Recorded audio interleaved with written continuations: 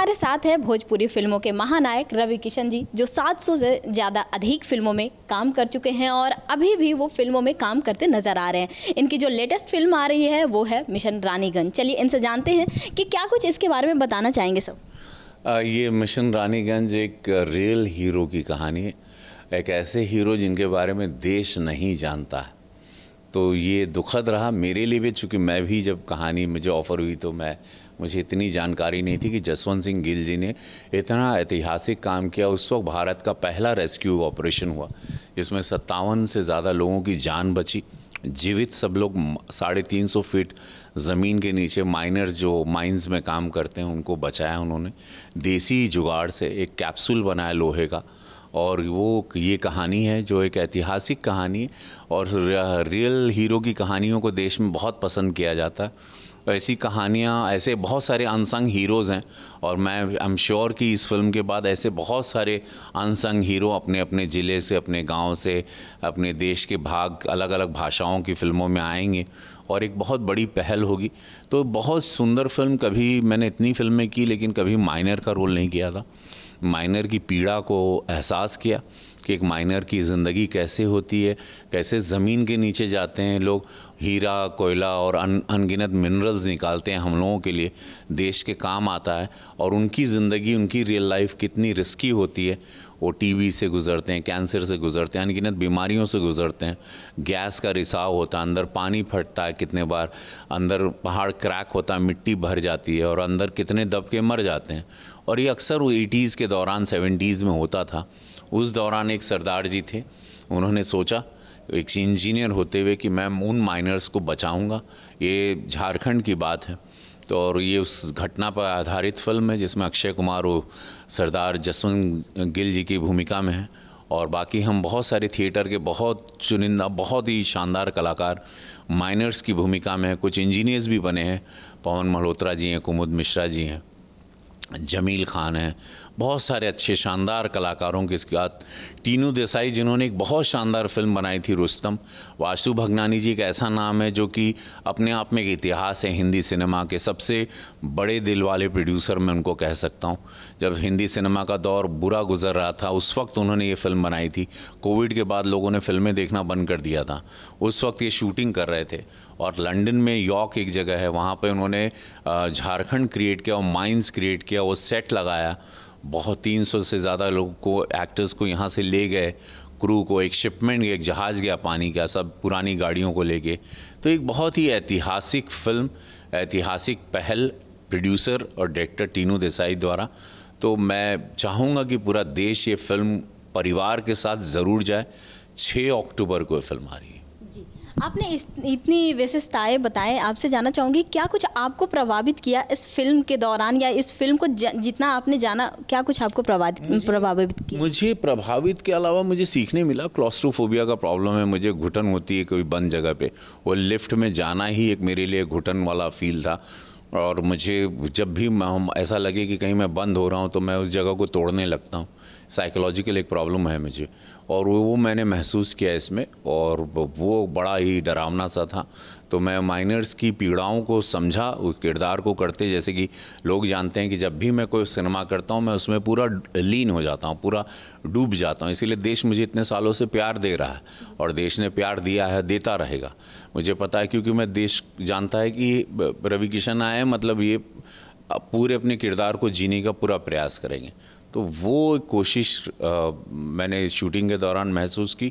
दूसरा, माइनर्स की ज़िंदगी को देश देखेगा कि माइनर्स की लाइफ, हमने काला पत्थर में थोड़ा कमर्शियल देखा था, अमिताभ बच्चन साहब की फिल्म थी और शत्रुघ्न सिन्हा जी थे, लेकिन अब इस फिल्म में डिटेलिंग में माइनर्स कैसे होते हैं, उनका परिवार क्या होता है, एक इंजीनियर की क्या सोच होती है जब माइनर्स दबते हैं, उस दौरान में 89 में क्या घटित हुआ था जब वो सब दब गए थे नीचे 350 फीट नीचे और पानी बहने लगा था और गैस का रिसाव शुरू हो गया था और उन लोग मरने वाले थे ऑलमोस्ट। और वहाँ पे सरदार जी अपनी कैप्सूल बनाते हैं लोहे की, 350 फीट पहले खुद जाते हैं, सबको भेजने के बाद आखिरी में ऊपर आते हैं। तो एक सिख समुदाय हमेशा इस देश के लिए रक्षक बन के भी खड़ा रहा है। ये भी बहुत सुंदर संदेशा है। अगर शूटिंग का एक्सपीरियंस पूछा जाए तो कैसा रहा आपका, और सारी स्टार कास्ट के ये स्टार कास्ट से कैसे मुलाकात हुई, कितनी बात हुई, या फिर कैसा सबके साथ अनुभव रहा, और आपको क्या कुछ सीखने को मिला और आपसे सबको क्या कुछ सीखने को मिला? चूँकि हम अक्षय कुमार, हम लोगों ने ज़ख्मी दिल एक फिल्म 92 में की थी, फिर कीमत की थी, फिर आन, हेरा फेरी, फिर हेरा फेरी। उसके बाद तो हम चूँकि काफ़ी समय से मिलते रहे और एक दूसरे के प्रति बड़ा सम्मान है, मैं उनका बड़ा आदर करता हूँ कि वो भी एक सेल्फ मेड वॉरियर हैं और बहुत इज़्ज़त देता हूँ उन्होंने अपने आप को कैसे ट्रांसफॉर्म किया, और जिस किरदार जसवंत गिल के किरदार में कितने परफेक्ट लग रहे थे वो, मुझे देख के उनको बहुत अच्छा लगा। एक उनकी ऑनेस्टी, उनके काम के प्रति एक लगन, उनका सिनेमा पिकअप करना, स्क्रिप्ट को चुनना, उनकी सोच मुझे बहुत अच्छी लगती। बाकी किरदार पवन मल्होत्रा वगैरह बहुत सारे, सुधीर पांडे जी थिएटर के एक्टर रहे, माइनर्स के साथ उनके साथ रहना, उनके साथ समय बिताना, और मेरा वो पूरा एक लार्जर देन लाइफ का जो मेरी इमेज है उसको तोड़ के माइनर बनना मेरे लिए काफ़ी टफ भी रहा। उन्हीं के साथ बैठना खाना, क्योंकि उनके साथ ही मुझे पूरा दिन रोल करना था, तो बहुत ट्रेन हुआ। टीनू देसाई जी से मैंने बहुत सीखा कि एक डायरेक्टर वन मैन आर्मी कैसे हो सकता है। वो पूरे सेट को अकेले संभालते थे, हर चीज़ में खुद फोकस रहते थे। तो ये फिल्म का मैं पूरा श्रेय दो लोगों को दूंगा, वासु भगनानी जी को और टीनू देसाई जी को। ये फिल्म अगर 6 अक्टूबर को बहुत अच्छी लगती है, सबको चल जाती है, ब्लॉकबस्टर होती है, तो ये श्रेय ये दो आदमी को जाता है। जैसा कि आपने बोला कि आप इतने फिल्मों में काम कर चुके हैं, पर इस जैसा फिल्म ये जो आ रहा है फिल्म मिशन रानीगंज, ऐसा कभी आपने काम नहीं किया है। तो जानना चाहूँगी कुछ और ऐसी चीज़ें हैं जो आप इन फ्यूचर काम करना पसंद करेंगे जो अभी तक आपने नहीं किया है? ऐसे बहुत किरदार हैं, जैसे मुझे लगता है 700 फिल्मों के बाद भी मेरा अभी तक वो जो हर एक्टर को लगता है, लेकिन मुझे जितना मेरा रेंज है सब मैं हर तरीके के रोल करता हूँ। मैं डांसर भी हूँ, फाइटर भी हूँ, थिएटर भी किया हूँ, मैंने अनगिनत रोल किए। लेकिन ऐसे बहुत सारे, ऐसे नया दिन नई रात थी 9 रोल करना चाहिए, संजीव कुमार साहब ने किया था। ऐसे बहुत सारे किरदार हैं जो मन में लगता है कि कभी मिलेंगे, लेकिन डेस्टिनी है, किस्मत जो हर रोल किस्मत की लिखी हुई होती है। कहीं कोई इस वक्त लिख रहा होगा हमारे पर कोई कहानी, और वो अपने आएगी जब, तो आई वेट कि जो जैसा आता है और उसको फिर अपने रूप में ढाल के मैं पेश करता हूँ, और देश की जनता को बहुत पसंद आता है मेरा किरदार। बहुत सारे एक्टर का ऐसा रहता है सपना कि हाँ इस एक्टर के साथ काम करना है, और बहुत सारे ऐसे एक्टर का सपना होगा कि रवि किशन सर के साथ भी काम करूँ। आपका कुछ ऐसा सपना है कि किसके साथ काम करना था, या फिर कुछ ऐसा अनुभव शेयर करना चाहेंगे? सारे एक्टर मुझे अच्छे लगते हैं, बहुत अच्छे एक्टर्स हैं। अभी तो विजय वर्मा बहुत अच्छा कर रहे हैं, बहुत अच्छे एक्टर्स हैं। तो जैसा मैंने कहा ना, हर किस्मत होती है।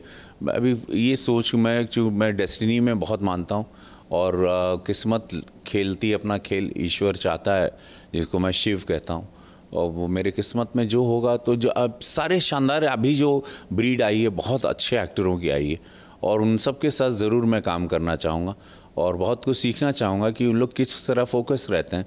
And every till you die you learn, so I am sure कि ऐसे मौके आते रहेंगे। बट जितने कलाकार चल रहे हैं, जितना सिनेमा चल रहा है, सारे आजकल बहुत अच्छे कलाकार हैं, बहुत फोकस कलाकार आए हैं इस वक्त। एंड इंडस्ट्री ने बहुत अच्छा रूप धारण किया है, बहुत ही फोकस्ड है इस वक्त सिनेमा इंडस्ट्री, और सारी फिल्में ब्लॉकबस्टर हो रही हैं। कुछ 11,000 करोड़ का बिजनेस सिनेमा इंडस्ट्री का हुआ है इन कुछ महीनों में। तो ये एक बहुत ही सुंदर संदेशा है। कई लोगों के रोज़गार, कई लोगों के चूल्हे जलने लगे, कई परिवार, कई ऑफिसेस चलने लगे। तो this is a big message, जहाँ पे लोग कह रहे थे कि हिंदी सिनेमा ख़त्म होता जा रहा है, हिंदी सिनेमा ने बहुत सुंदर बाउंस बैक किया। आपसे जानना चाहूँगी, ऑडियंस को ऐसा क्या कुछ पसंद आता है? आप कैसे अपने प्रोजेक्ट को सेलेक्ट करते हैं कि किस तरीके से ये प्रोजेक्ट हिट होगा या फिर ऑडियंस को पसंद आएगा? आप कैसे सेलेक्ट करते हैं सर? मुझे कहानी अच्छी लगती है, मुझे लगता है कुछ मैसेज होना चाहिए किसी न किसी फिल्म में। एक मैसेज ड्रिवन फिल्म को मैं हमेशा पिकअप ज़रूर करता हूँ, कि कुछ एंटरटेनिंग में भी कुछ मैसेज दे जाए, या एक्शन में भी दे जाए, या इमोशन में भी दे जाए, या रियल ट्रू हीरो की कहानी हो, मैसेज हो, एक कुछ ना कुछ संदेशा, एक मोटिवेशन देश को देना चाहिए। आप पैसे कमाइए, लेकिन साथ में कुछ दे के भी जाइए दर्शकों को, तो बहुत मज़ेदार, फिर वो कॉम्बिनेशन बहुत सुंदर होता है। मिशन रानीगंज से ऑडियंस को क्या कुछ सीखने को मिलने वाला है या क्या कुछ देश में बदलाव आने वाला है इस मूवी को देखने के बाद? ये कि आप अगर सड़क पे रेप देख रहे हैं या हत्या होते हुए देख रहे हैं या किसी को कोई मार रहा है, तो आप उसको मोबाइल निकाल कर आप बजाय वीडियो बनाने के उसको बचाने की कोशिश करें, पुलिस को फ़ोन करें, मदद करें उसकी। पुलिस की तादाद कम है, देश बड़ा है, 140 करोड़ है। हम जैसे सरदार जसवंत गिल ने उस इंजीनियर होते हुए माइनर्स को बचाया, अगर मेरे देश का हर नागरिक ये सोचे कि किसी की बहन बेटी या किसी की इज्जत या किसी की जान को या किसी को एक्सीडेंट हो गया है या किसी जानवर कहीं गिर गया है, उस जानवर को बचाएं, तो ये थॉट ही इस देश को सुपर पावर बनाएगा। और ये मेरा भारत और मेरे यूथ, चूँकि सबसे यंग कंट्री है ये, पूरे वर्ल्ड में सारे देश बूढ़े होते जा रहे हैं, भारत सबसे जवान कंट्री है, सारे यूथ यहाँ पर हैं, 65% 30 साल के कम से उम्र के लोग यहाँ पर हैं। और ये बहुत बड़ा संदेशा होगा कि हम लोग अपने दायित्व को समझें, फौजी अपने दायित्व को समझ रहा है, पुलिस अपने दायित्व को समझ रही, क्या हम नागरिक होकर अपने रिस्पॉन्सिबिलिटी को समझ पा रहे हैं, क्या हम लोग दूसरों के लिए, दूसरी बहन बेटी को अपने घर का समझ के क्या बचाने की कोशिश कर रहे हैं। तो एक बहुत सुंदर मेरा भारत बनेगा। इस फिल्म की अगर बात की जाए, पोस्टर को बहुत ही अमेजिंग रिस्पांस मिल रहा है, टीज़र और ट्रेलर भी आउट हो चुका है, ऑडियंस को काफ़ी बहुत ही ज़्यादा पसंद आ रहा है और अच्छे फीडबैक मिल रहे हैं। आपको पर्सनली कैसे फीडबैक मिल रहे हैं आपको, आपके कैरेक्टर को लेकर या फिर इस कहानी को लेकर? मैं ज़िंदा हूँ, हम जिंदा हैं, वो डायलॉग बड़ा हिट हो रहा है। हम जिंदा हैं, हम नीचे से चिल्लाते हैं, वो डायलॉग का बहुत रिस्पांस सबको मिल रहा है। और लोगों को यकीन नहीं आ रहा है कि मैं एक माइनर के रूप में एकदम ढल गया हूँ। तो लोग बोलते रहे आपको ढूंढ रहे थे भैया, फिर सेकंड टाइम प्रोमो देखे तो आप दिखाई दिए। तो मेरे लिए वो जीत है कि रवि किशन को हमेशा एक स्ट्रॉन्ग उसमें देखते हैं, लेकिन इसमें एक माइनर की भूमिका में। तो ये फिल्म डेफिनेटली मुझे पता है 6 अक्टूबर को बहुत बड़े पैमाने पे इसको ओपनिंग मिलेगी और माउथ पब्लिसिटी से, वर्ड ऑफ माउथ से फिल्म बहुत स्लोली और बहुत लंबी चलेगी। एक माइनर की भूमिका कितनी चैलेंजिंग रही है आपके लिए या फिर कितनी इंटरेस्टिंग रही है? ये भूमिका निभाना आपके लाइफ में कैसा रहा है? बहुत टफ। एक माइनर रियल लाइफ में कैसे जीते होंगे वो सोच के ही कलेजा कांप जाता। जानना चाहूँगी, इसमें परिणीति भी है, हाल ही में उनकी शादी हुई है, उसको किस तरीके से आप बताना चाहेंगे? बहुत सारी शुभकामनाएं। उनके पति मेंबर ऑफ पार्लियामेंट है राज्यसभा, तो मुलाकात हलो हाय होती है, वो आप पार्टी से हैं, तो उनको बहुत सारी इस नवविवाहित जोड़े को बहुत सारी शुभकामनाएं। ये लोग हमेशा आनंद में रहें। आपके अपकमिंग प्रोजेक्ट, इसके अलावा और क्या कुछ ऑडियंस के सामने आ सकती है? आमिर खान सर ने एक फ़िल्म हमारे साथ बनाई, किरण राव जी ने डायरेक्ट की। फिल्म का नाम है लापता लेडीज़। वो है नेटफ्लिक्स की 2 फिल्में हैं, एक सीरीज़ है, वो वकालतनामा है, और एक विजय वर्मा वाली एक फ़िल्म है नेटफ्लिक्स की। तो ऐसी बहुत अच्छी कुछ अच्छे काम आ रहे हैं मेरे। और एक भोजपुरी में मैंने पैन इंडिया फिल्म बनाई है, महादेव का गोरखपुर, और जो पहली भोजपुरी होगी जो पैन इंडिया होगी, तो एक मेरे फैंस के लिए एक बहुत सुंदर तोहफा होगा। What's your take on pan India scenario? किस तरीके से आप देखते हैं? जिस तरीके से काफ़ी बज बना हुआ है और काफ़ी बहुत सारे उस पर फीडबैक मिलते हैं, आप कैसे इसको देखते हैं या फिर किस तरीके से आपका टेक होगा? मैं जैसे तेलुगु में पॉपुलर हूँ शिवा रेड्डी के नाम से, कन्नड़ा में हूँ, तमिल में हूँ, तो मेरे फ़ैन सब जगह हैं। मुझे भी करनी चाहिए ऐसी फिल्में। जब भी एक एक्टर का, एक स्टार का फ़ैन फॉलोइंग चारों तरफ होता है, तो उसे एक एक्सपेरिमेंट तो ज़रूर करना चाहिए। उससे एक रीच बड़ी होती है, दर्शकों की, फैंस की रीच बड़ी होती है, बिज़नेस बड़ा होता है, प्रोड्यूसर की कमाई होती है। तो एक प्रोड्यूसर जब जिंदा रहता है तो और फिल्में बनाता है, इंडस्ट्री जिंदा रहती है।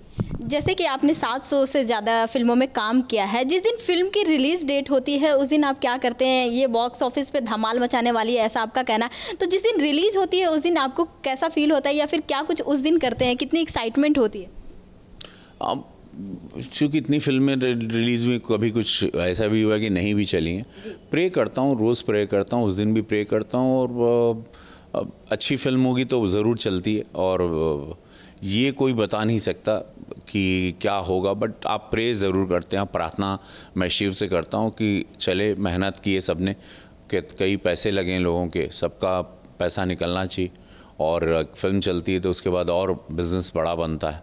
तो यही प्रे करता हूँ और बाकी छोड़ देता हूँ, बाकी इसको दिल पे नहीं लेता, बिकॉज़ अब आदत हो गई कि जो किस्मत होती है वो किस्मत बहुत बड़ी होती है, ज़्यादा उसको सीरियसली नहीं लेना चाहिए। चले यही रिक्वेस्ट है कि भगवान से यही रहती प्रार्थना कि चले, बाकी किस्मत क्या है वो किसी को पता नहीं ना, फ्राइडे के फर्स्ट शो के बाद पता चलती है। जी, thank you so much sir. Cameraman Bahadur Khan के साथ प्रीति रानी, मुंबई से। हम तो आपके लिए लेकर ही आते हैं 24/7 एंटरटेनमेंट। तो अगर आपको ये वीडियो पसंद आया है, आपको पता है आपको क्या करना है, आप इसे लाइक करें, कमेंट देके अपनी राय ज़रूर दें और ऐसे ही एक्सक्लूसिव कंटेंट के लिए हमारे चैनल को सब्सक्राइब ज़रूर करें। अगर आप ये वीडियो फेसबुक पर देख रहे हैं तो हमारे फेसबुक पेज को फॉलो ज़रूर करें। नाम तो आप सब जानते ही हैं, सास बहू और बेटियाँ।